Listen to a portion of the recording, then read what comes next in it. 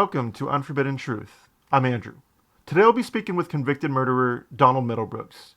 Kerrick Majors was a 14-year-old African-American boy who was brutally murdered in April 1987 in Nashville, Tennessee. On the night of April 26th, Kerrick went missing after leaving his home. His body was discovered the next day in a field, showing signs of severe torture and trauma. The autopsy revealed that he had been beaten, stabbed repeatedly, and burned with cigarettes before being left to die. The cruelty of the murder shocked the local community and became a highly publicized case. The investigation quickly led to the arrest of 3 individuals: Donald Middlebrooks, then 24 years old, his wife Tammy Middlebrooks, 17 years old, and another friend, Robert Brewington Jr., 16 years old. Witnesses and forensic evidence pointed to Donald Middlebrooks as the ringleader in Kerrick's murder. Prosecutors alleged that the attack stemmed from an unfounded belief that Kerrick had stolen from the group, though this was never substantiated. The brutality and racially charged nature of the crime intensified public scrutiny and demands for justice. In 1988, Donald Middlebrooks was convicted of first-degree murder and sentenced to death. The case has remained controversial, not only due to the horrifying nature of the crime, but also because of ongoing debates over the death penalty and questions about whether the trial was affected by racial bias. Middlebrooks remained on death row for decades, with numerous appeals filed over issues related to sentencing and legal representation. The case continues to be remembered as a tragic and disturbing example of youth violence and racial injustice in Tennessee. In 1992, Donald Middlebrooks' death sentence was overturned by the Tennessee Supreme Court, which ruled that the standards for imposing the death penalty during a concurrent felony, kidnapping and murder in the case, had not been properly applied, though his convictions were upheld and a new sentencing hearing was ordered. Prosecutors again sought the death penalty, and at his 1995 resentencing trial, they argued that the murder was a racially motivated hate crime, presenting testimony that Middlebrooks had used racial slurs during the attack and had claimed ties to the Ku Klux Klan, though his half-sister denied he was racist. Kerrick Majors' mother, Deborah, testified once again, and on October 13, 1995, Middlebrooks was resentenced to death, showing no emotion in court. In 1998, his legal team argued that prosecutors had improperly played the race card, but in 1999, the Tennessee Supreme Court upheld the death sentence, stating that racial prejudice was a legitimate factor in establishing premeditation and motive. In 2019, after exhausting his appeals, the state of Tennessee moved to set an execution date for Donald Middlebrooks, but the process was delayed by COVID-19 and his own diagnosis with the virus in 2020. His request for commutation was denied in early 2022, and his execution was initially scheduled for December 8th of that year. However, Governor Bill Lee issued temporary reprieves for all executions in 2022 after discovering flaws in the state's lethal injection drug testing, prompting an investigation and a pause in executions. By late 2024, Tennessee had developed a new protocol using phenobarbital, and in March 2025, a new execution date of September 24th, 2025 was set for Middlebrooks. He was among 4 inmates with signed death warrants, but on April 1st, 2025, a federal court issued a stay of execution pending ongoing litigation. Here's my interview with convicted murderer Donald Middlebrooks. My name's Donald Middlebrooks, and I'm from Texas. A small town in Texas. What town? A place called Tig, Texas. Okay. Yeah, I don't think I've ever heard of it. I've been to a lot of small towns in Texas, but I've never heard of that. Oh, yeah, I'm just one of them little country boys. If you blink your eyes when you go into town, you're going to miss, or go down the highway, you're going to miss the town. That's what I've heard, especially in Texas and Tennessee and stuff like that. Oh, yeah. Can you recall any positive memories that stick out to you from your childhood? No, not really. Other than my grandma. One of the best ones, that was really set, that really gave me the foundation that I had, what foundation I had out there, that was my grandmother. And, well, she had an excuse to hate everyone, and she didn't. She was Apache. And her father surrendered in Washington, and the cavalry rode in between Native Americans and took the babies away from the Native Americans, gave them white people because they didn't want their babies to grow up to be savages. And so she had excuse. Ain't nobody could have held her wrong. She hated people. but she didn't. She always used to always keep her. We lived up there by the, she had to live by the road tracks because she's Native American. And she always kept her front door open, and it didn't matter who would get off the train. Any hobo would get off the train, come in there and eat beans and cornbread and sleep on her couch and leave. And I guess that's where the foundation of any love in me has come from her. Okay. So when I asked you if you had any positive memories that you could recall, you said not really. So was your childhood bad? Yes. Yes. Can you go into depth about what was bad about it? As comfortable as you are, I don't want to re-traumatize you or anything like that. Oh no, I'm good at talking about it. I tell people about it. When I was 10 years old, my mom come home from work, and me and my sister was laying on the floor.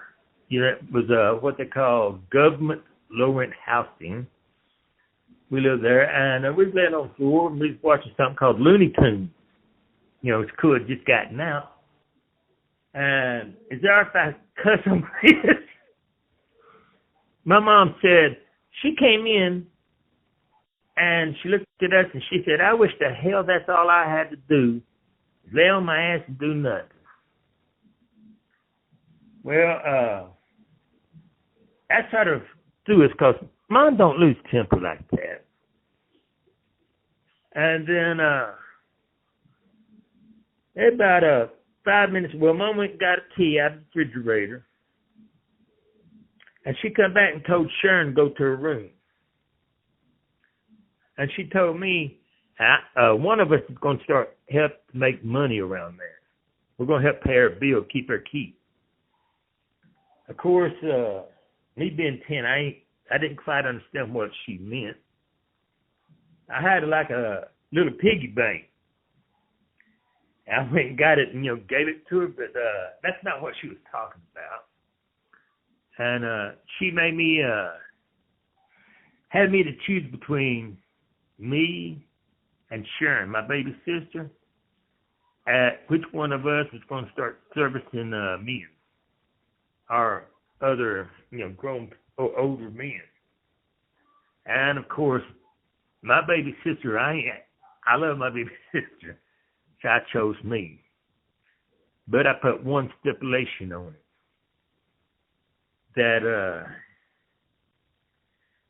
that she could, we could do this, but Sharon could not be in the house.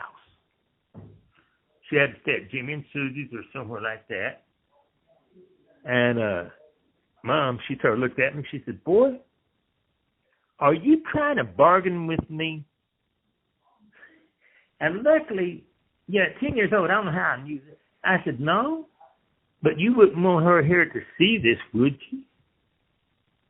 So apparently that made some kind of sense to her. And at 10 years old, I started taking care of business with Mom. She'd bring home, guys home, and I'd take care of it, So what was your mom getting out of this? They'd pay her. They would pay her. Do you know how much money she would give per time?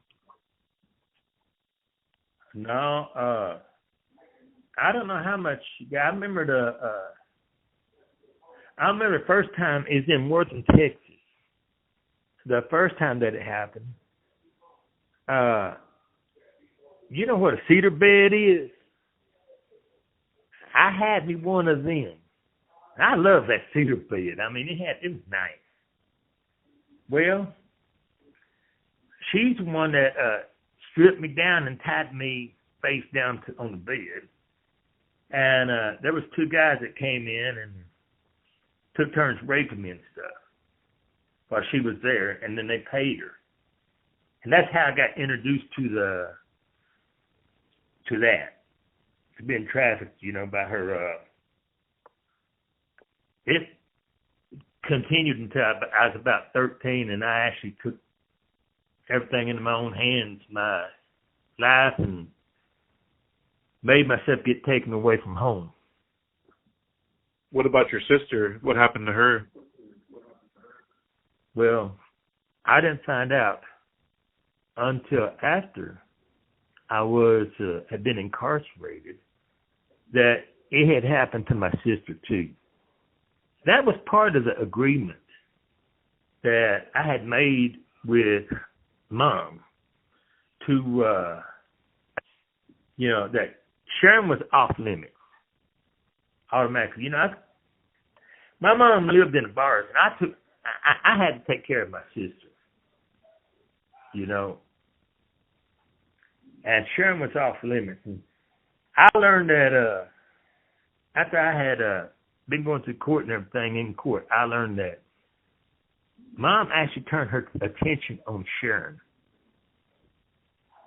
which, I didn't sit. I'm sort of glad I've learned that here. While I was in here back then, now I see things different.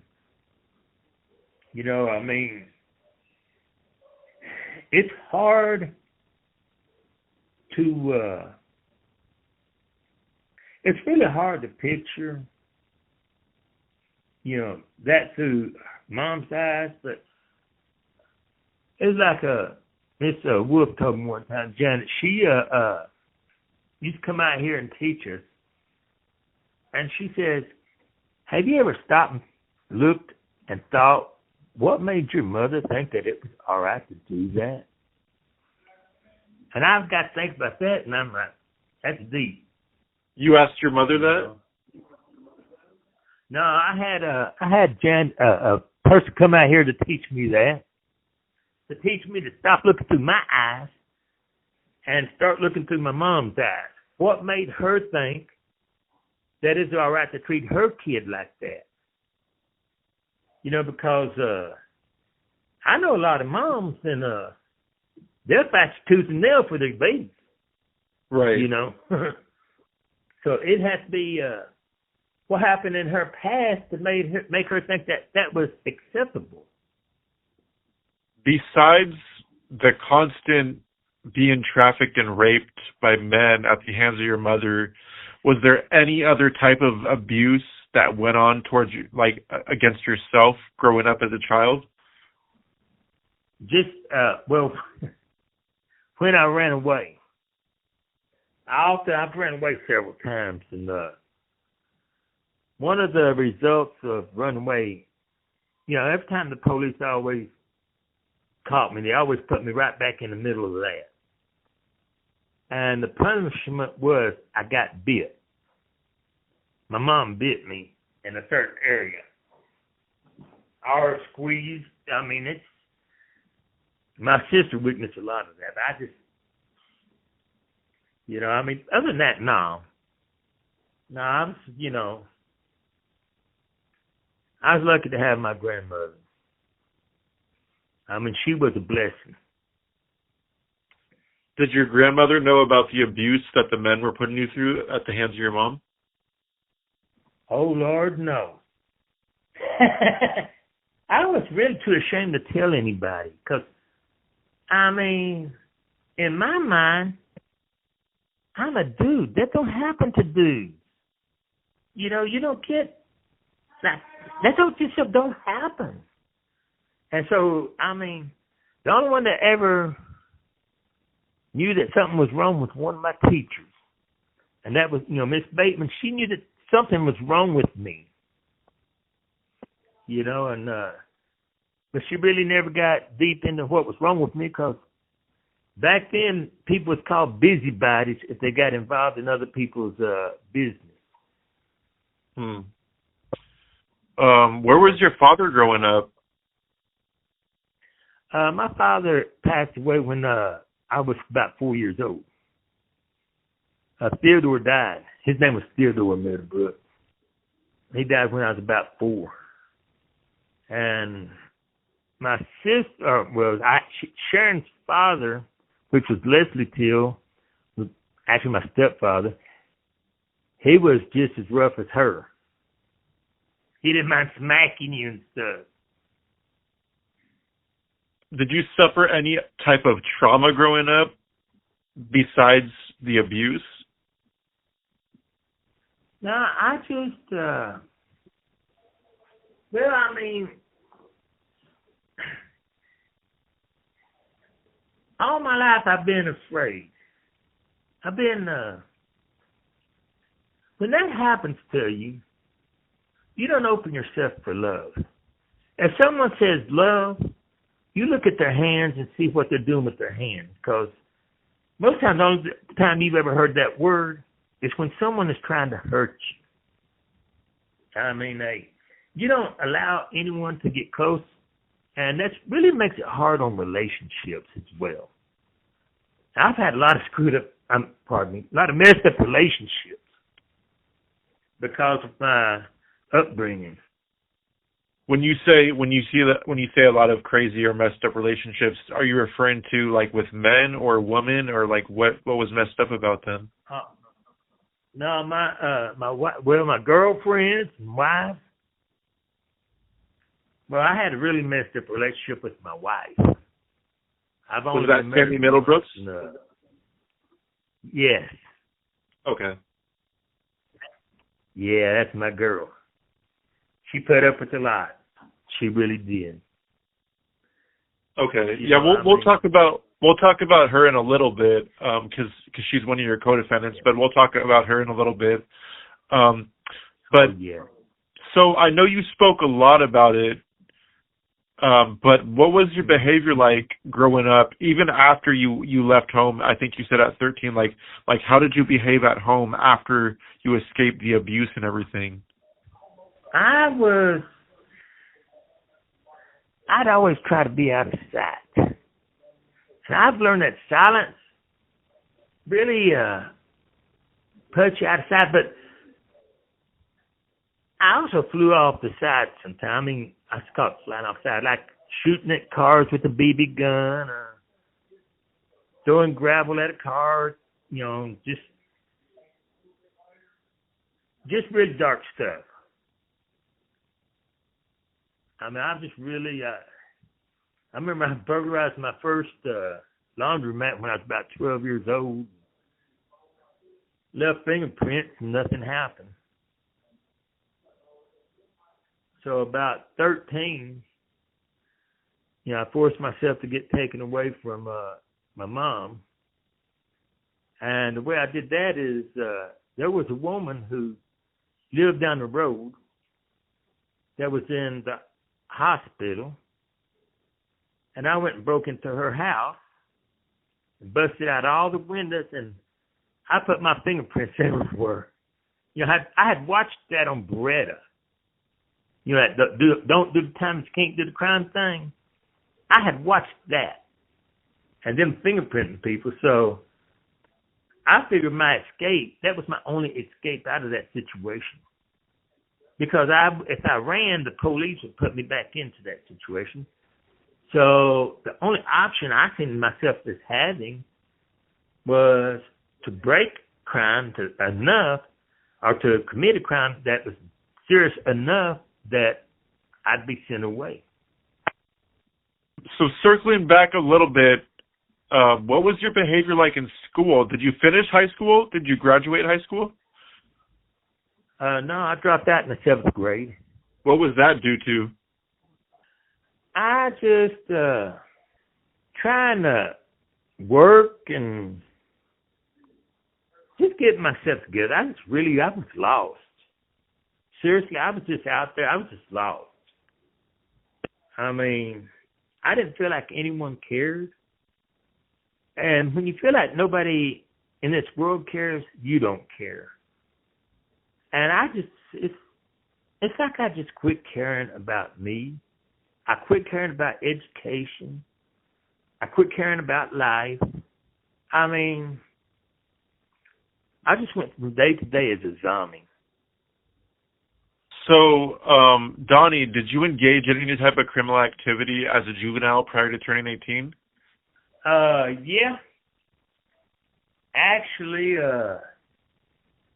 I broke in, like I said, I broke into a woman's house that was down the road when I was about 13.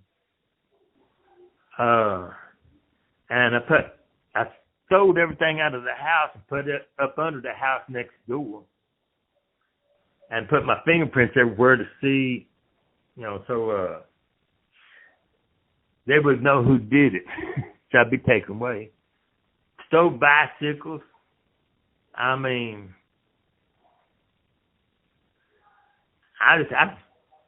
you name it, I was down for it. At that point, at that point, the devil or whatever you call it, just he sees someone young like that that's just hopeless or don't have nothing, and he just takes over, and you really don't fight. Right. So, what was life like for you after turning 18 years old? After I turned 18 years old, well, actually, I went to prison at 18. I got taken away from my mom at 13, and I was sent to Texas Youth Corrections. And at the age of 17, I ran away from Texas Youth Corrections, and I was arrested in a place called Marlin, Texas. Me and a cousin of mine. And they called us the Texas Terrorists. They called us Texas Terrorists. And I was arrested for 3 auto thefts and 3 burglaries, and held in jail. Held in their jail in Marlin until I went to jail, or until I went to prison. But I just at that point, I look at that, look at back in my life, and at that point, I just quit trying anything. I just quit living. I didn't have no hope.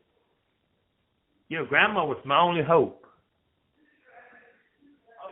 That's one thing I could always count on her. So, did you engage in any criminal activity as an adult after getting out of prison, I should say, prior to the homicide of Kerrick Majors? Oh, yes. Oh, yes. What else did you do? That's all I knew. I steal cars, burglarize houses, rob stores. I mean, the only reason I stopped is when my grandma got sick. My grandma got sick, and she got cancer.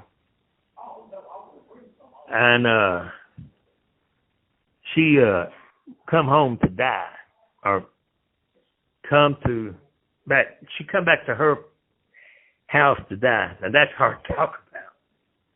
But she come back to her house to die. They had removed her intestines.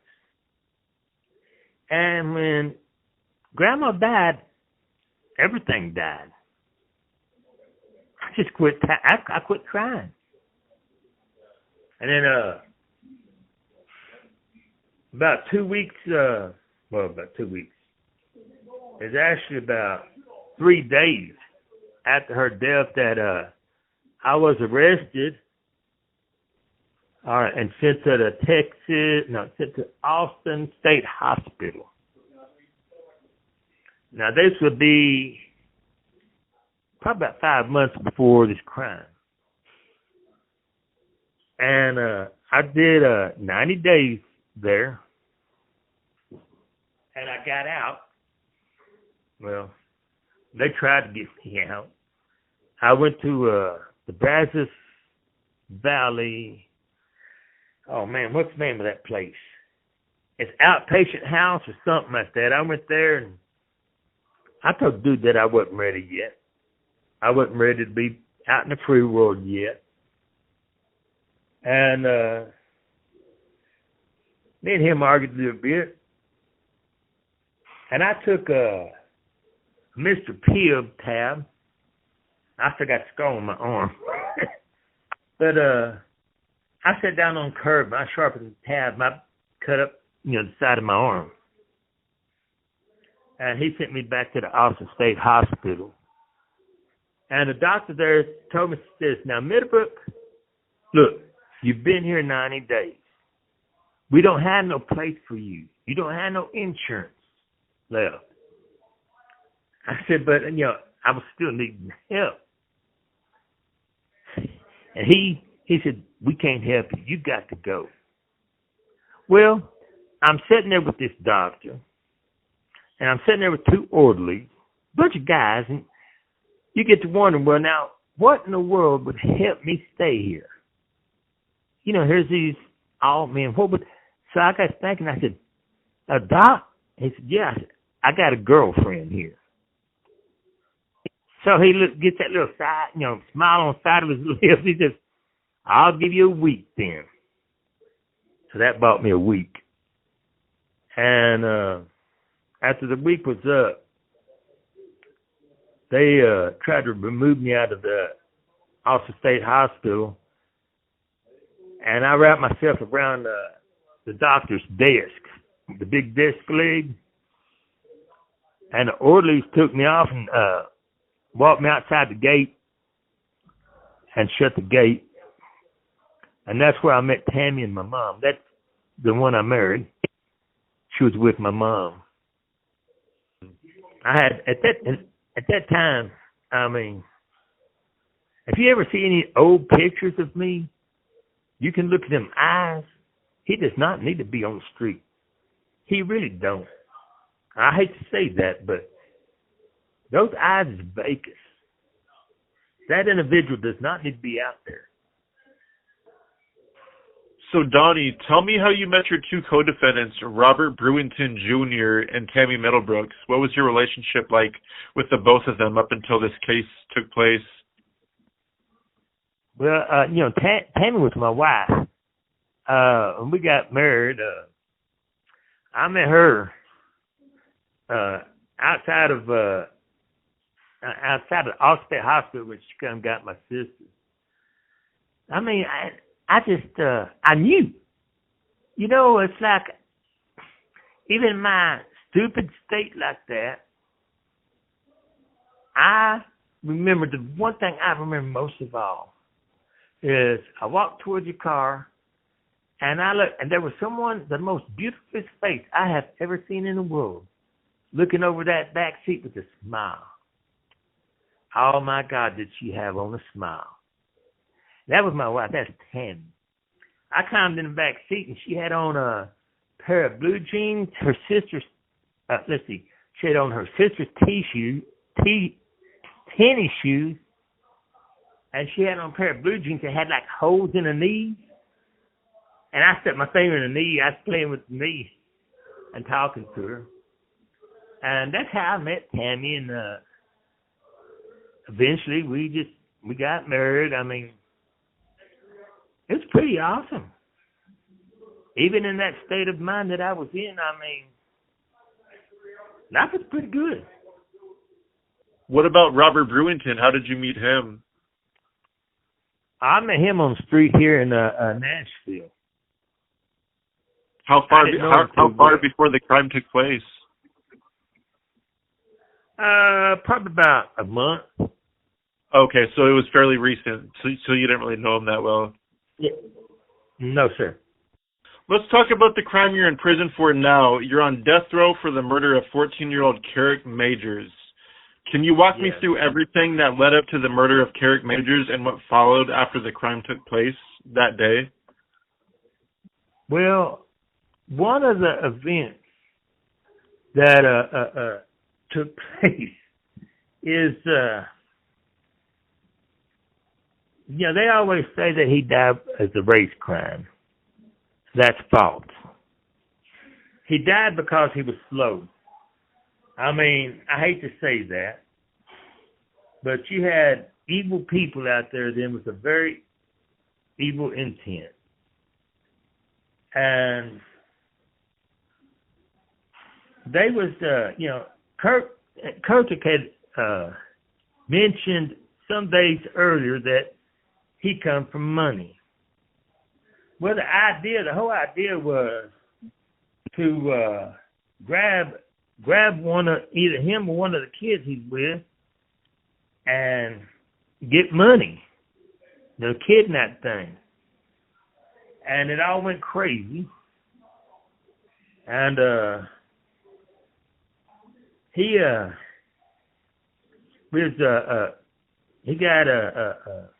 man, it's hard. You know, we caught him and put him over. We brought him down there to the wooded area where he's found. And dude started in brutalizing him, right? What was his name? Brewington. Started brutalizing him. And I seen me. I mean, I don't understand this. I've been trying, I still don't understand this. But all that was happening, I seen my face. I didn't see him. I seen me tied to the bed. I seen this, I seen all this junk when I was a child. And I remember I told Brewington, if you're going to kill him, damn it, just kill him. You know what I mean? Stop playing, And somewhere along the line, I snapped. I don't understand all this. I have no idea. I wish just between me, I wish I could trade places. Not putting here. But I mean, just go back to that time and have me laying there. I've thought about that so long. Till you realize you're broken, you don't need to be fixed. And, my family, they disowned me as soon as I got put in this situation here. It was about 33 years. I had waited at my door for a Christmas card. Over and over, I waited for a Christmas card from my family, because family's everything. Family's just family. God, thick and thin, And every year for 33 years, I waited.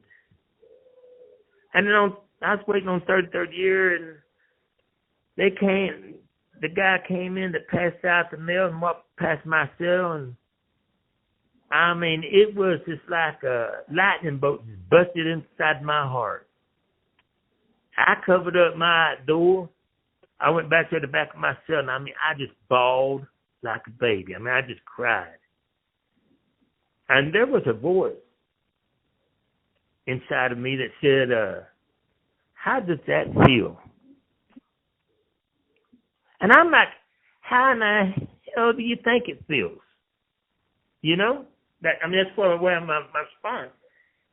And it says, everything that you're feeling, all the hurt, all the betrayal, all that crap that you're feeling, you gave it life when you committed your crime. And that was my wake-up call. And ever since then, I've been committed to helping other people, and get traffic people and helping people get help. Help don't come from outside of yourself; it has to come from within yourself. I'm sorry. Can I ask you to confirm or deny what exactly happened that night? Can I read to you what was said that to have happened? Yes. So the first question I have was upon it says that you and Brewington grabbed Kerrick around his neck and head.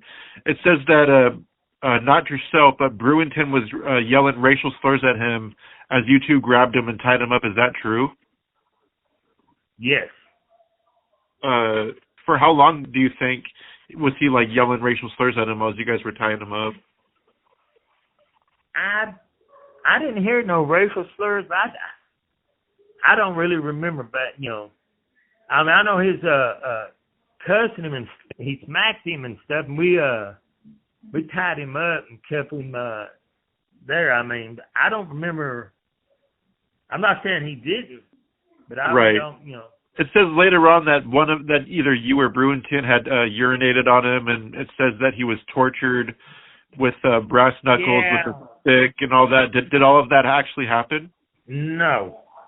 A lot of that is the Attorney General adding a lot of fuel to the fire, so to speak. It says that you admitted later on that you hit him in the leg with a switch, and you claimed that Tammy had burned him on the nose with a cigarette. Oh, a cigarette lighter. Yeah. That's correct. Okay. Who carved the X on his? Was it a chest? On his chest? I have no idea. I mean, he didn't have that when he was killed. Okay. That wasn't there. That wasn't there when he was killed. I have no idea what. Who delivered the two fatal stab wounds in his chest? I delivered one, and Roger delivered the other. Oh, Brewington did? The other one? Yeah.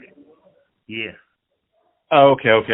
Yeah, I see here where it says you claimed that you and Brewington stabbed him each one time. Yeah. But Brewington claims that you did both of them. Yeah. Okay. Well, now that we have an idea of what happened with the crime, so what you're saying is this wasn't racially motivated. Well, it really wasn't that. What it was is, like I said, dude said that he come from money, and you had some people, and I mean, they wanted off the street, and that's their only evil way to get off the street. And that's how that was done. I mean, they didn't knock over nothing. I know I've heard all kinds of stuff. Nothing was never knocked over. That's baloney. The racial thing, I don't know about Brewington. I can't say, but that's baloney. They got me in here for what they call that, a hate crime, right? Right. Even though my grandma's Native American. And a lawyer, I'm not going to call his name, a lawyer come up to me and told me, he said, well, Middlebrooks, he says, we can beat this. They're trying to get you on a hate crime. We can beat this. And it was an easy beat. And I looked at him and I asked him a question. I said, okay, say that you do get to defend that hate crime thing, which is obvious. I ain't, and you do win. Does that boy get to crawl back out of the ground? He looked at me like I lost my mind. I said, does that boy get to crawl back out of the ground? He said, well, no. I said, well, then what does it matter? I mean, seriously, what does it matter? How did your arrest go down? Did the three of you go peacefully? Was it at the same time? Like, how did that all happen?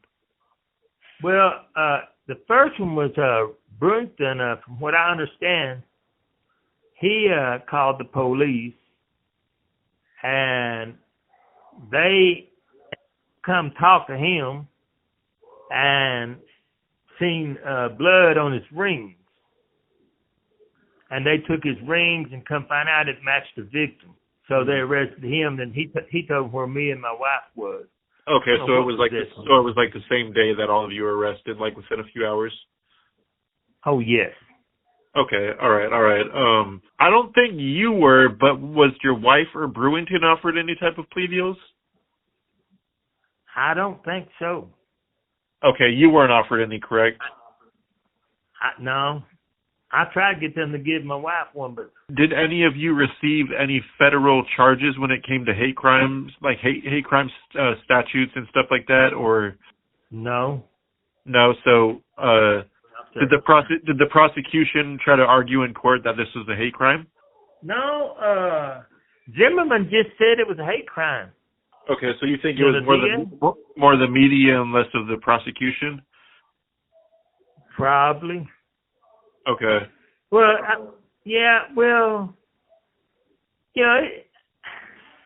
again, that, throwing that in there like that, I think, what I'm thinking, they used that to pour gas on the fire. Just like that other stuff. I mean, everybody knows me knows better. I mean, it's messed up. I mean, Attorney General can say that you're this, you're that, and until you prove different, you're that.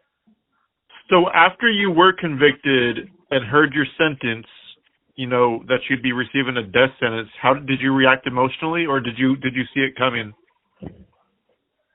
Well, I seen it coming, yet I didn't see it coming. I'm from Texas. So I knew it was a possibility, and it was like a hit in the chest when it happened. But I refused to let anyone know that they hurt me. That's something I've gained since childhood. I ain't going to let you know that you hurt me. You know, I mean, people can hurt me and all that. So I would smile. And when they said death, I looked over at Zimmerman and I smiled. I was hiding my hurt. I smiled. I mean, that's something that I adopted very early, because I refuse to let people know that they have any kind of power to hurt me. Did you get an opportunity in court before or after being sentenced to death to address the Majors family? No. Is there anything you would like to say to them now if they do happen to listen to this interview? That I am 100% sorry. And sorry ain't enough. I'm, sorry. It ain't like I walked on your grass or that I broke your window. I took someone that you love. And sorry just does not cover it. But if there's any such thing as a repentance, that's it. It's deeper than sorrow. And from my understanding, they have something called the, TRC. It's Truth and Reconciliation, not TRC. It's in South Africa. And it's where people get to, the victims get to address the offenders. I've been trying to actually get that. I wish we could do that. The state does not heal victims. It creates. But what I would tell the family is, what can you tell someone when you look at the situation? What can you say? Like I said, I'm sorry is not even in the vicinity. But I wholeheartedly apologize, and I wish with every fiber of my heart that I could trade places with Kurt. And I'm not talking about putting him in here. I'm talking about give him life and me being in the grave. And I wish that 100%. So a few years, I think it was a few years after you were sentenced to death, correct, that your death sentence was overturned due to a ruling in court. Can you tell me about that and what the outcome was and how you got back on death row after your sentence was overturned? Well, this was the Middlebrooks issue, and that was they used federal murder on both the innocent and guilt phase and the sentencing phase, and it was double jeopardy. And it got a lot, it got, I think, about 30 people off death row. And they used hack to put me back here. And let's see, hack is heinous, cruel, atrocious, or something of that nature.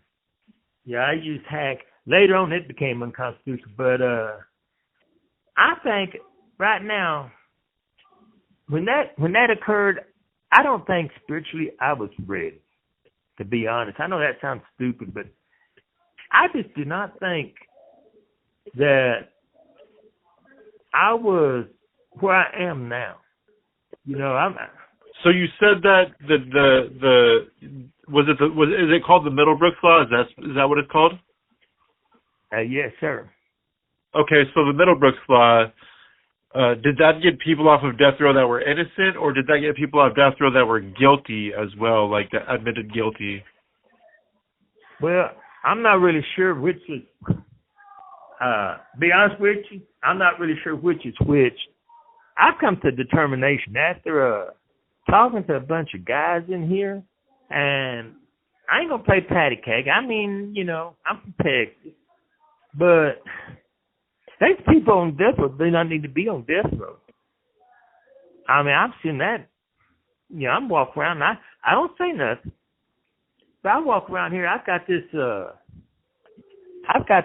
first-hand view of being in here, and people open to me. And you see people that just stupid things, and it's not, you know, at least in Texas, there's a law in Texas that it has to be in the body. Now, you got people shot people in the legs that's on death row. And it's like, are you serious? I mean, it's really a sad situation. You got a lot of people here that don't need to be here, and people that, I've had a rough childhood. I ain't going to say, you know, I've had a bad one, but you got a lot of people here that's really had bad childhood. Right. Yeah, no, I can only imagine. I've talked to so many offenders where the childhood is like, it can't get worse than that, and it does. And it just ceases to amaze me, you know. So you've been on death row for over 3 decades, correct?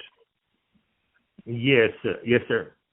How have you spent your time the past couple decades? Learning and growing and becoming what I am now. You know, it's like I said, a person that ain't willing to admit that something's wrong, if you don't recognize you're broken, you don't need to be fixed. You know, and I recognized way back, how long ago was that? About 2004. That there was something that was wrong with me. I was broken. And everything that had been taught to me, I had to take and tear it down.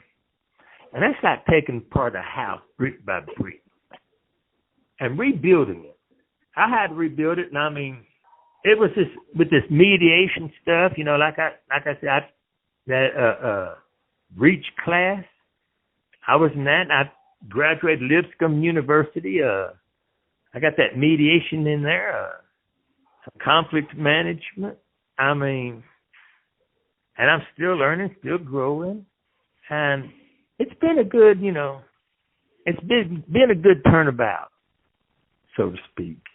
But I've been using this time to actually grow inside, to study myself, and no one of the right mind can do what was done, you know, and sleep. Let me just say that. You can't do that, you know, you can't commit something like that and just go to sleep. So there has to be something wrong, or there had to be something wrong with me, first off. And I had to do a lot of delving inside, not only my brain, inside my spirit, inside my heart. I had to find out, who am I? You know, I'm not this mutt, you know, because that's what I was called back in my hometown, a mutt, because I'm a half-breed, you know, and I'm not this mutt. I'm actually coming to realize perfectly made, you know. What happened to you and your wife after being convicted? When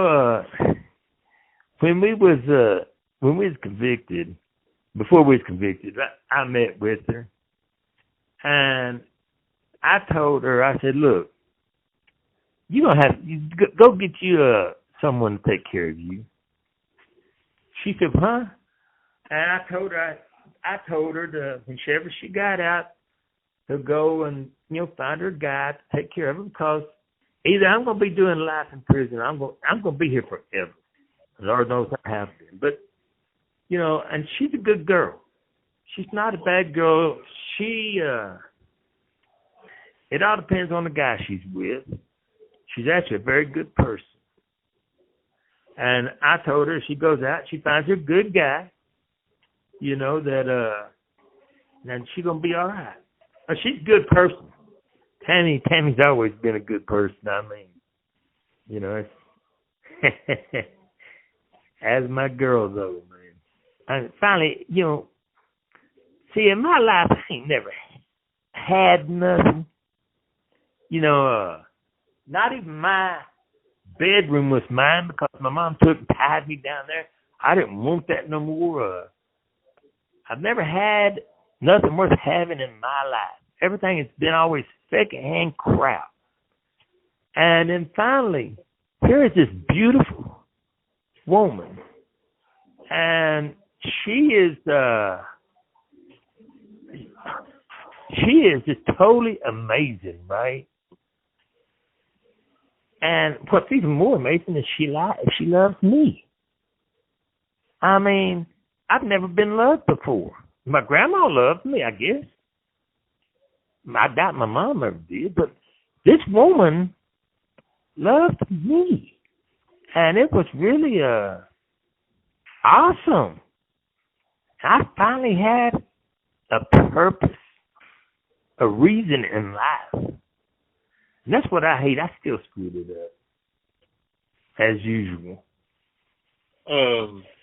Have you grown with any fellow prisoners whom have been executed since you've been incarcerated? Oh, yes. I've known all of them. The one that they're going to execute tomorrow, Oscar Smith. Right. Yeah, I know him, too. He lives a few cells down from me. And, yeah, I hope they don't get him tomorrow. But, me and some guys here, we did 400 laps walking in solidarity because people walked in the march from here to the Capitol. So me and some guys here on Delta, where we walked around 400 laps in prison to walk in solidarity with them. I really hope. I mean, I'll be first to say we screw up. We've messed up in our life. And yes, it was a total mess up. But then think about the worst 5 minutes in your life. And then think that you don't have nothing but that 5 minutes, and that's the only thing anybody knows about you. That's screwed up. Nobody knows about that little 10-year-old boy that picked the flyers that carry them down to the little old ladies down there at the nursing home. They don't know about him. They don't know about the guy that helped the woman down the street feed her cows because her husband was dead. There was no Middlebrooks here, the killer. I mean, it's screwed up. So are you anti-death penalty? Have you always been anti-death penalty? Actually, I'm not. I'm going to be honest. Out there in the free world, I never thought about it. I'm not going to lie. It wasn't. It didn't affect me, so I really didn't think about it. And when I first come into prison, I sort of supported a little bit. And I met a nun here that came in here. I think her name was Helen Dijon or something like that. And she came in here, and at this time, she is good. At this time, I partially, I guess, supported it. And I said, that's one of the problems. People like you just come and coddle these people. She looked at me, she says, do what? I said, that's one of the problems with y'all, with everybody in here. Everybody coddles them. She says, I take it that you're in favor of death penalty. I looked at her and I said, well, it's like this, ma'am. I said, everybody knew what they was getting into before they got into it. She says, is that so? I should have known, don't challenge a nun. Helen looked at me, she said, is that so? She says, come here and let me talk to you for a minute. We stepped away from the group. She says, why do you want to make more victims? I said, what do you mean? She said, you don't think them officers are going to be victims that carry you over there? I mean, she was really deep. She still works victims, I think. Have you been diagnosed with any type of mental illnesses? No, I've had seizures. I'm epileptic. Okay. Do you have remorse for the murder of Kerrick Majors? Oh my God, yes. Remorse is just it goes even beyond that. I mean, I sincerely wish I could trade places. I mean, I sincerely wish it's beyond remorse. I mean, if I could trade places right now, I would. It's remorse is where you feel bad about something, but I can't feel bad about something so horrible. Bad is a word. I mean, I don't know. It's beyond, remorse. I understand what you're saying about the remorse thing, but the regret, the shame, the nightmares, the horror, it goes a lot deeper than just remorse. I mean, it goes into a person's heart and the soul. Did you ever know Paul Reed while he was on death row before he passed away? Oh, yes. Paul Dennis Reed. Yeah, I got to know him. He's a good fella, I guess. No, I mean, he was good. He was a pretty good guy. Always working out and stuff. Always, he called everybody brother and stuff. But what hurt me, this is where I really come to a lot of realization that our legal system is not helping anyone but itself. Paul Reed, when he died, you actually had people get on TV crying about him dying, talk about they wanted to kill him. I mean, dead's dead. I'm sorry for the family, but dead is dead. I mean, you have people that got ancient crimes in here, and our legal system has not done nothing for the victim's family other than keep them hurting. Like my victim's family. I've been here, like I say, like you talk about, I've been here that 3 decades. All 3 decades, I guarantee you, our legal system has kept them as victims instead of killing them. Did Reed ever speak about his crimes with you or to anybody else? Not that I'm aware of. No, not that I'm aware of. You were incarcerated when he was in 1997, weren't you? Yes, sir. Okay, all right, because that's when he was out killing. I was just curious if you were in prison or not then. Okay. Is there anything that you would like the public to know about yourself or this case? Well, I would like everyone to know that you can't go by a person. The state says that a person did this, a person did that. I am guilty. However, I'm not that individual 20 or 30 or 40 years ago. I'm me. You can't take a person and lock them into that worst 5 minutes of their life. They're a lot more than that. God has created us to be a lot more than that. And I would like the public to know that we're a whole lot more. Before we conclude this interview, is there anything that you'd like to talk about that we haven't covered yet? No, sir. But I do appreciate you. That was my interview with convicted murderer and death row inmate Donald Middlebrooks. If you like the show, don't forget to leave a review. Head on over to unforbidden-truth.org to pick up some merch, like a coffee mug, a t-shirt, a tank top, and more. Thank you for listening. See you on the next one.